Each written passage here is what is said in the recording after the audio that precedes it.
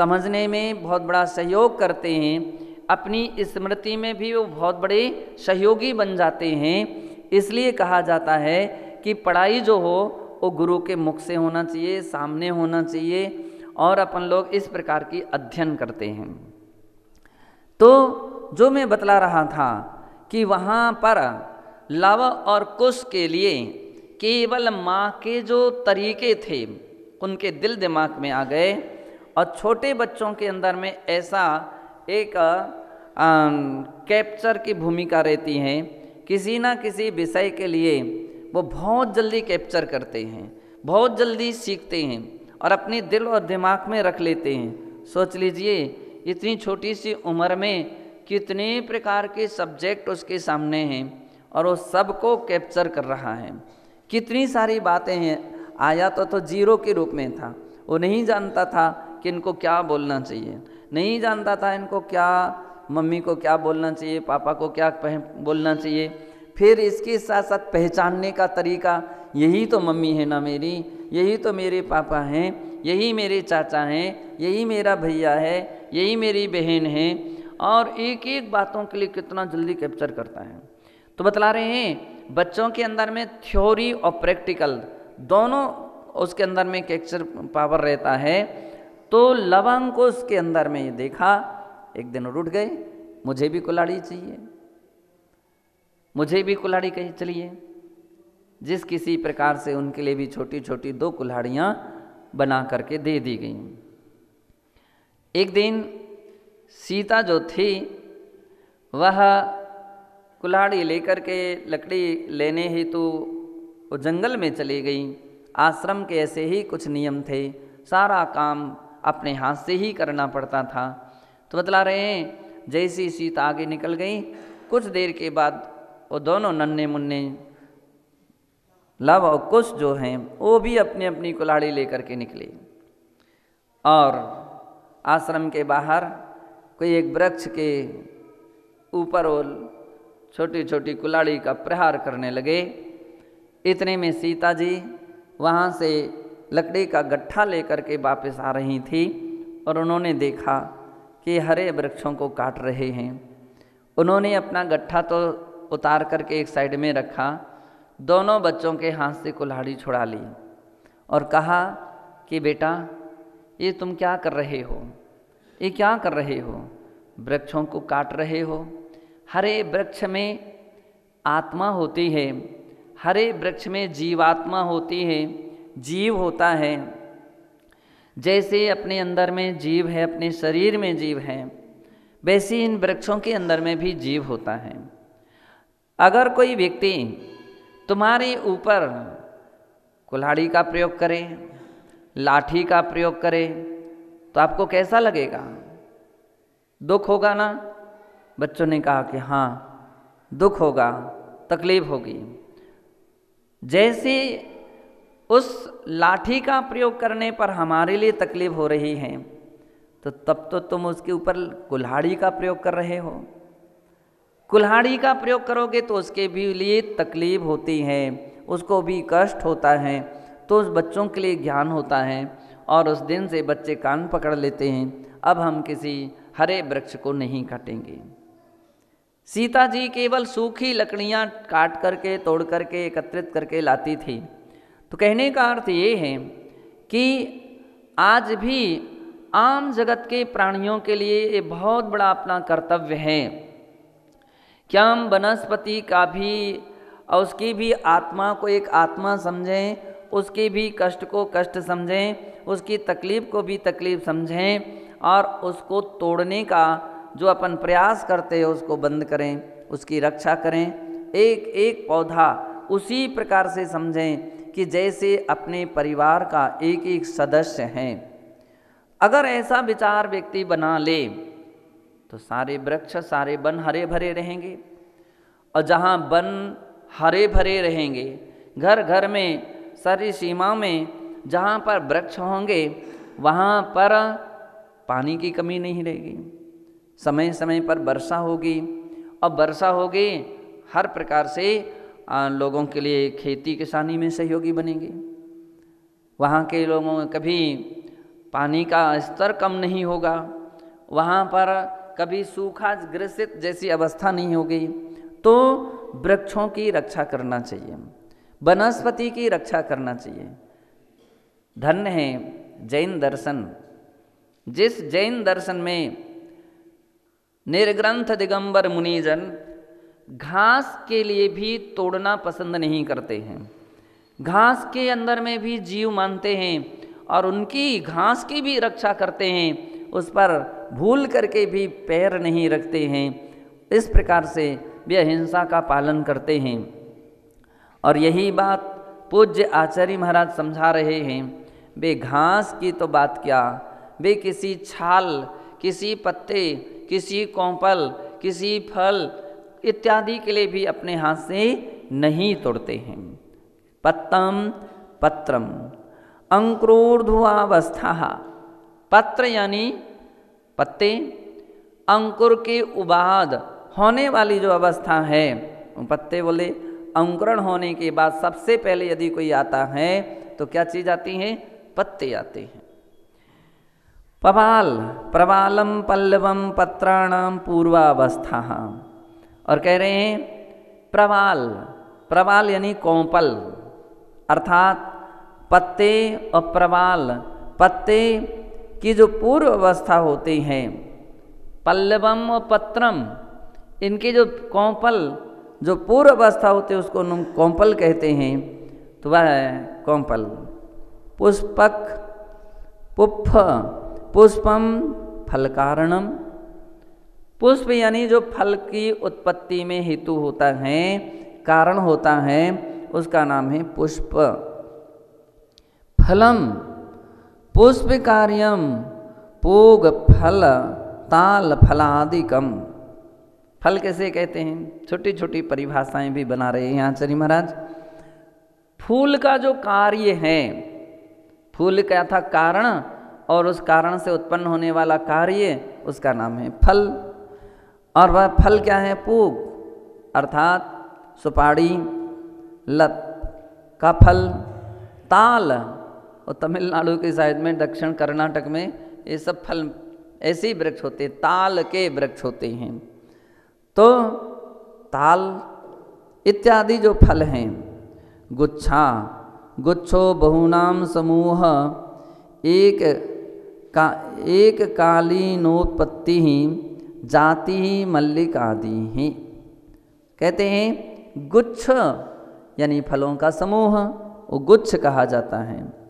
एक कालीनोत्पत्ति ही, जिनकी उत्पत्ति एक साथ होती है, जो गुच्छे उत्पन्न होते हैं तो एक साथ उनकी उत्पत्ति होती है।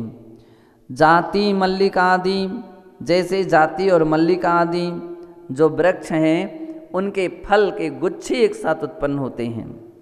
गुम्म गुल्मम करंज कंथारिकादि, और दूसरा होता है गुंज गुल्म, करंज कंथारादिक के जो वृक्ष होते हैं उसमें गुल्म उत्पन्न होते हैं। बल्ली बल्लरी श्यामा लतादिका, बल्लरी यानी लता, तो श्यामा, लता, बेल इत्यादि ये सभी क्या हैं? बल्ली कहलाती हैं। तृणानी तृणानी, और तृण हरी घास इत्यादि क्या है? तृण कहा जाता है। तथा च पव पर्व ग्रंथ के ऊर्ध्वम वेत्रादिकम, और पर्व यानी ग्रंथित यानी गांठ, गांठ यो हो मध्य, गांठ इत्यादि के मध्य से जो वेत्रादि के पेड़ उत्पन्न होते हैं, बेंत आदि उत्पन्न होते हैं, ईख इत्यादि इक्षु के जो गांठ होते हैं उसमें से ईख उत्पन्न होते हैं, ते पल्लव कहे जाते हैं। कायाः काया कायः सा प्रत्येकम अभी संबंधते, ये सभी काय हैं और इनके लिए प्रत्येक के साथ जोड़ देना चाहिए। कंदक कंद कायो मूल काया इत्यादि, एते समूर्छिमाः, ये सभी जीव कैसे हैं? समूर्छिम वनस्पति हैं। प्रत्येकानंत कायाश्च, और ये सभी के सभी समूर्छन होने पर भी दो प्रकार की है। एक के लिए प्रत्येक वनस्पति कहते हैं और दूसरे के लिए अनंत कायिक वनस्पति कहते हैं। अनंत कायिक कहो अथवा साधारण वनस्पति कहो, दोनों का अर्थ एक है। मूल मादाय पत्र मादायोत्पद्यन्ते इत्यर्थः। तो इस प्रकार से यहाँ कहना चाहते हैं कि इस प्रकार से ये मूल मादाय और पत्र मादाय से उत्पन्न होने वाली होती है, ऐसा जानना चाहिए। मूल या पत्रों का आश्रय लेकर के ये उत्पन्न होती हैं, अथवा मूल कायावयवः कंद कायावयवः इत्यादि। इसके मूल काय अवयव या कंद काय अवयव ऐसे नाम हैं। पूर्वाणाम बीजम उपादानम कारणम एतेषां पुनः पृथ्वी सलिलादिकम उपादान कारणम। ये पूर्वाणाम बीज उपादानम कारणम, जो पहले की प्रत्येक वनस्पति है उसके पूर्वाणाम बीज उपादान कारणम, उसका उपादान कारण यानी उत्पत्ति होने का मुख्य कारण है तो बीज आदि हैं। और एतेषां पुनः, और इन सब वनस्पतियों का पृथ्वी सलिल आदिकम उपादान कारणम, योग्य जमीन, योग्य जल इत्यादि की जो संयोग दशा होती है तो ये सब उपादान कारण है। मतलब योग्य स्थान पर अब पानी आदि प्राप्त होता है तो वनस्पति उत्पन्न हो जाती है। अपन देखते हैं बरसात के मौसम में बहुत सब जगह हरा घास उत्पन्न हो जाता है या हरी वनस्पतियाँ उत्पन्न हो जाती हैं। क्यों? गर्मी में क्यों नहीं हुई? तो गर्मी में पृथ्वी तो थी लेकिन उसको पानी नहीं मिल पा रहा था, और बरसात में उसके लिए पानी वगैरह की प्राप्ति हो गई है। तो इस कारण से वह पृथ्वी और जल ये उसका उत्पत्ति होने का उपादान कारण है। तथा च दृश्यते श्रृंगाक्षराः गोमयाक्षामूलकं बीजमंत्रेणोत्पत्ति पुष्पमंत्रेण च यस्योत्पत्ति फलानां सा फल इत्युच्यते। कह रहे हैं कि देखा भी जाता है श्रृंगाक्षर, क्या नाम दिया? श्रृंगाक्षर। और श्रृंगाक्षर नाम की वनस्पति होती है। श्रृंग यानी सींग के सर दर्भ उत्पन्न होता है, श्रृंगाक्षर है। कभी कभी अपन देखते हैं जंगलों में मृतक प्राणियों के सींग पड़े रहते हैं और उन सींगों में भी पेड़े उत्पन्न होने लगते हैं। वो श्रृंगा, उसको बोलते श्रृंगाक्षर। और गोमयाक्षा लूकम, और दूसरा होती है गोबर इत्यादि में जिन जानवरों ने कोई दाने आदि भक्षण किए थे वे भी उसमें से अंकुरित होने लगते हैं। तो क्या है? गोमयाक्षक, गोबर से या सालूक उत्पन्न होता है, अर्थात ये बीज के बिना ही उत्पन्न हो जाते हैं। सामान्य गोबर से भी बहुत सारे वृक्ष उत्पन्न हो जाते हैं। पुष्प मंत्रेण, बिना फूल इत्यादि के, यस्योत्पत्ति, जिसकी उत्पत्ति होती है, ऐसे पुष्प के बिना जिसमें फल उत्पन्न हो जाते हैं वह फलम इति उच्यते, वो फल वनस्पति कहलाती है। यस्य पुष्पाणि एव भवन्ति सा पुष्प इत्युच्यते, और जिसके केवल पुष्प ही फूल ही होते हैं और जिसके फल नहीं होते हैं। उदाहरण के तौर पर अपन देखते हैं कि चंपा, चमेली, गुलाब, गेंदा इत्यादि के केवल फूल ही होते हैं, फल नहीं होते हैं, वह पुष्प वनस्पति कही जाती है। यस्य पत्राणि एव न पुष्पाणि न फलानि सा तत्र इत्युच्यते, सा पत्र इत्युच्यते। और जिस वनस्पति के केवल पत्ते ही होते हैं, फूल या फल नहीं होते हैं, वह पत्र वनस्पति कही जाती है। इत्यादि संबंधा कर्तव्या इति, इस प्रकार से इन वनस्पतियों का ऐसा संबंध करना चाहिए इस प्रकार से जानना चाहिए।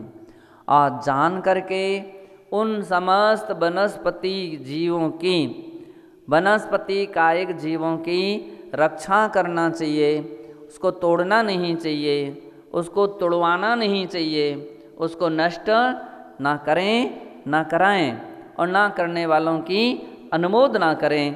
तब कहीं अपना अहिंसा महामृत की पूर्ण रूपेण रक्षा हो सकती है।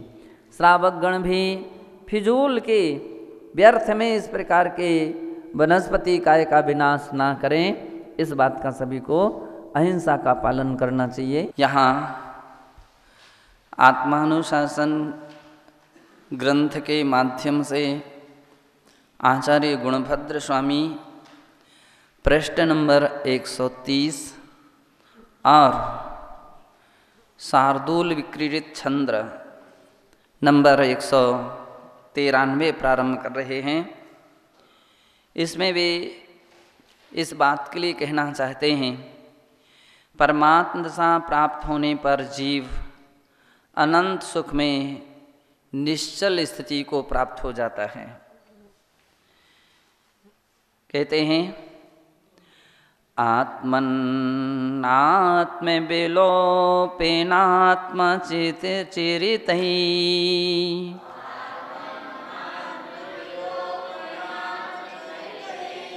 राशिर्दुरात्मा चिरम् स्वात्मा शासकलात्मनीन चरितै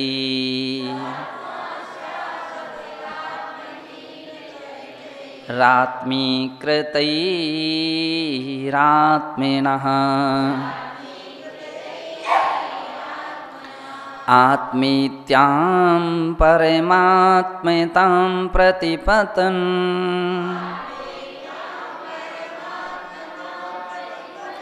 प्रत्यात्मविद्यात्मिकः स्वात्मोत्थात्मसुखो निषीदसि लसन्